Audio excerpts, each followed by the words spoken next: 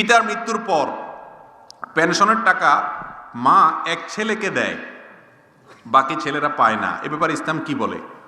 এতক্ষণ যে মাসালা শুনলেন ওই অনুযায়ী আপনারাই ফতোয়া দেন।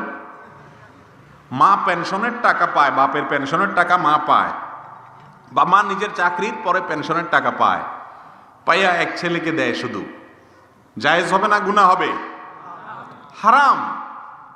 এই যে হক নষ্ট করা, ওই যে বললাম না, অনেক মা আছে নামাজ কালাম পড়ে, তসবি তাহালিল পড়ে, বোরকা পরে, পর্দা করে, তাহাজ্জুদ পড়ে, কোরআন শরীফ পড়ে, সব ঠিক আছে, কিন্তু এই যে ভেজালটা এখানে।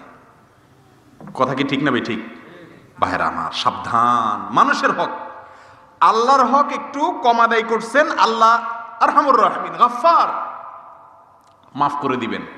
মানুষ বড় ডেঞ্জারাস, আপন সন্তানও মাফ করবে না কিয়ামতের দিন। ঠিক না ভাই? ঠিক।